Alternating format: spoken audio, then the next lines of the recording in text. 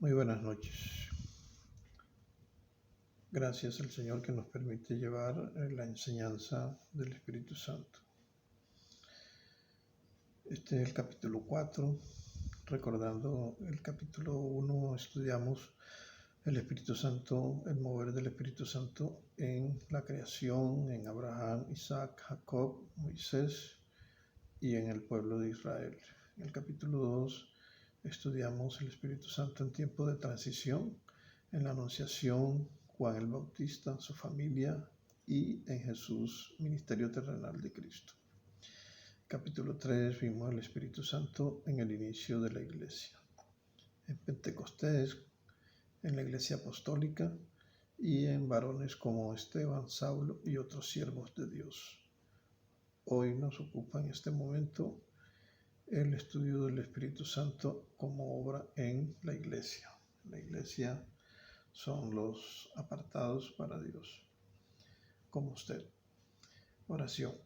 Vamos a orar. En el nombre del Padre, del Hijo y del Espíritu Santo oramos para que tú nos des conocimiento para llevar tu palabra, tu sola palabra, que es nuestra única regla de fe, y que los oyentes puedan recibirla y adoptarla, ponerla por obra.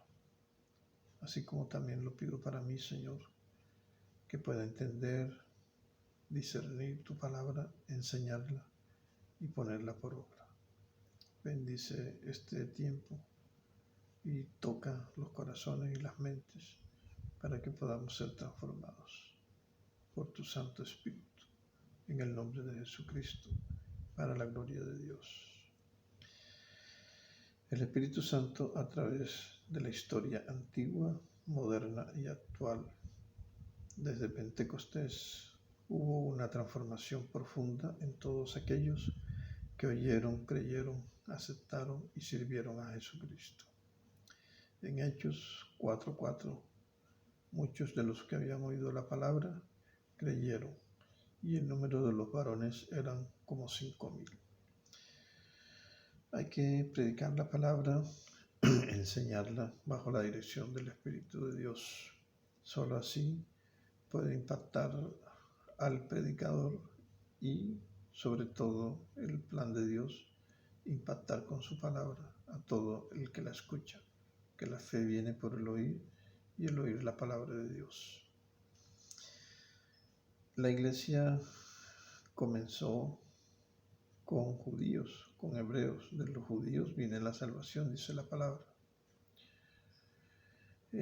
Los judíos, se convirtieron a Jesús en Pentecostés, y en el discurso de Pedro dice que como 3,000 se convirtieron al Señor. Eso sin contar mujeres. Allí formaron la primera iglesia, o la iglesia apostólica. Los discípulos de Jesús y sus discípulos, el apóstol Pablo posteriormente, y sus discípulos también se convirtieron al Señor. Sus discípulos eran judíos y él comenzó también a compartir el evangelio de salvación a otros pueblos diferentes a la descendencia de Abraham, o sea, el pueblo gentil. Y allí se encargaron de diseminar por toda la tierra conocida en ese tiempo el evangelio de salvación de nuestro Señor Jesucristo. Estaba formado básicamente por una parte de Europa, del Medio Oriente y del norte de África. El convencimiento que trajo el Espíritu Santo y el fuego, el poder sobre la iglesia, fue lo que hizo que ésta se esparciera por todo esto, por todo este territorio. La iglesia del primero y segundo milenio, hasta la fecha oficial en que fue declarada como iglesia oficial, valga la redundancia, y los beneficios personales de ser aceptados y ya no sean perseguidos ni sacrificados por un edicto de Constantino. Eso hizo apagar prácticamente el fuego del Espíritu Santo en la iglesia porque se volvió algo ceremonial y religioso. Así que la fe genuina de los primeros discípulos de la primera iglesia se enfrió y se constituyó en una iglesia perezosa. Cualquier parecido con la actualidad es pura coincidencia. Ya pues con este tiempo de cuarentena, pues ya hay una excusa para no ir a la iglesia, ¿verdad? Y queda más fácil para mucha gente no movilizarse, sino ver, por ejemplo, este discurso o los servicios que presentan en directo, o las grabaciones, en fin. Y en el momento de recoger las ofrendas, pues quitan el video y después sigue. Bueno, es un chiste, hermanos.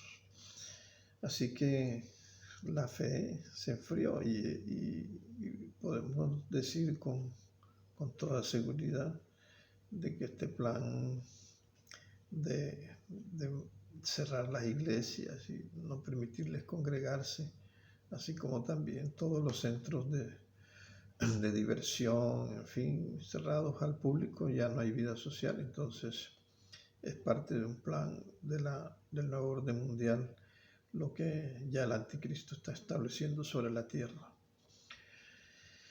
Y después de legalizada o de aceptada la iglesia cristiana, pues vino ese enfriamiento.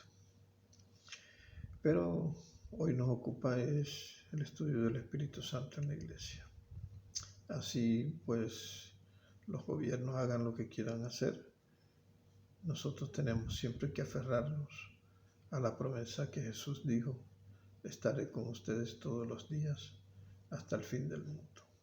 Quiere decir que Él envió su Santo Espíritu, el Espíritu de Cristo, el Espíritu de Dios, para que nos diera el convencimiento, el poder, la palabra y el deseo, las ganas de servir.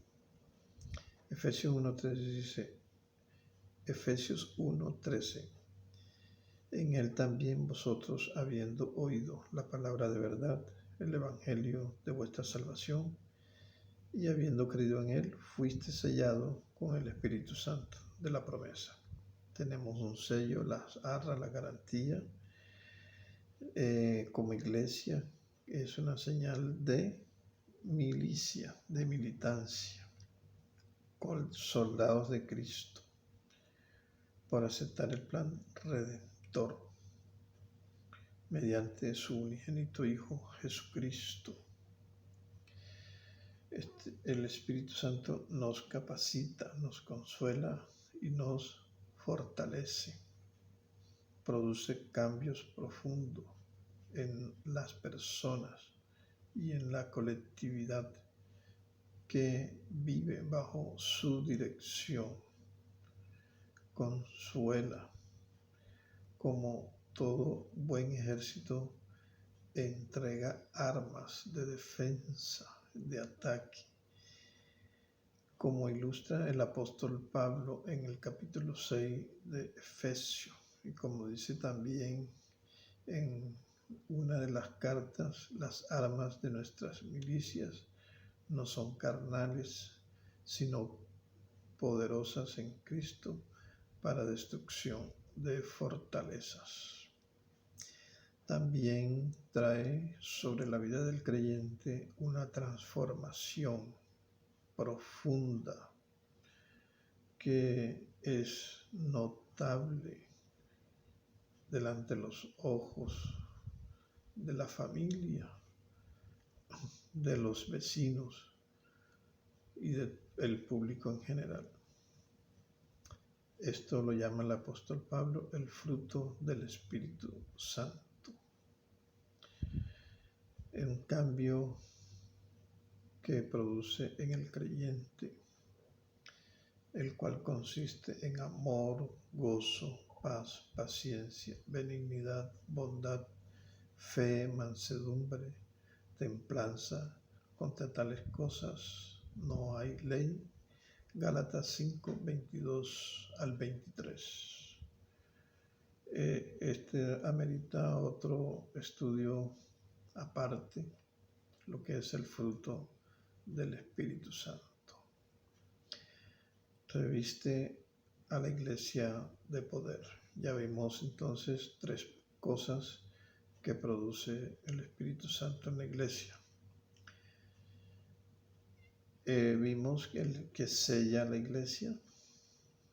Vimos también que trae el fruto al creyente y también reviste de poder.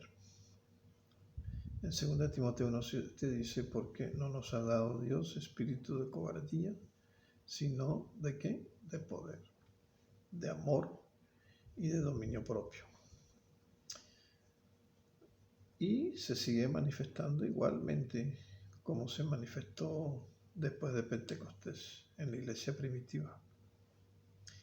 Así como la sombra de Pedro sanaba a los enfermos, sabemos que no era Pedro, ni era su sombra, era el poder del Espíritu Santo obrando a través de él.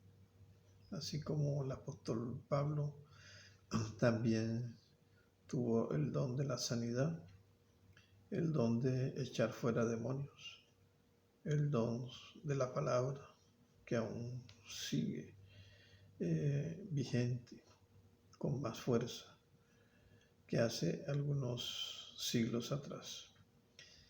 No hay religión, no hay autoría humana, ni congregacional, ni de instituciones que tengan el derecho de autor del poder que hay en la iglesia. No debe haber exclusividad por personas, sino que Dios se manifiesta su poder a través de quien Él quiere. Dice la palabra, de lo más vil y despreciado escogió Dios para avergonzar a los sabios. Dios manifieste su poder sanador y libertador en todos aquellos que nos escuchan. Dios tiene poder para sanarte, Dios tiene poder para liberarte de lo que te oprime, Dios tiene poder para restaurar la familia, para restaurar las relaciones, Dios tiene poder para traer provisión, así haya escasez, así haya desiertos, así haya amargura, Dios puede endulzar la vida. Que venga sobre nosotros, sobre todos los que nos escuchan, el poder del alto, del sublime, el que habita la eternidad. Y su nombre es el Santo de Israel. Señor Jesús, gracias por morir por nosotros en la cruz del Calvario. Gracias por resucitar. Su Santo Espíritu, Señor, que fue enviado desde Pentecostés y aún habita en la iglesia, en todos los que han creído que tú eres el Hijo de Dios, Señor y Salvador. Te rogamos en esta mañana que no nos dejes, como dijo David, no quites de mí tu Santo Espíritu, que no te apagues y que perdones, Señor, toda ofensa que hayamos hecho a la santidad de Dios. Perdónanos y ayúdanos. Oro por aquellos que no tienen el privilegio de conocerte, para que tú hables a sus corazones, a sus vidas y sean abiertos para ti. Oro por aquellos que se han apartado, para que tú les des nuevas fuerzas como le das a las águilas. Y oro también por aquellos enfermos, Señor, por esta pandemia o por tantas otras enfermedades que existen en la actualidad.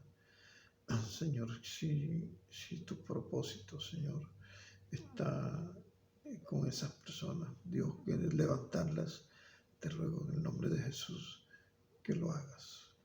También traiga consuelo a sus familias, Señor. Te alabamos, te exaltamos y te glorificamos. Te damos gracias en el nombre de Jesucristo. Amén.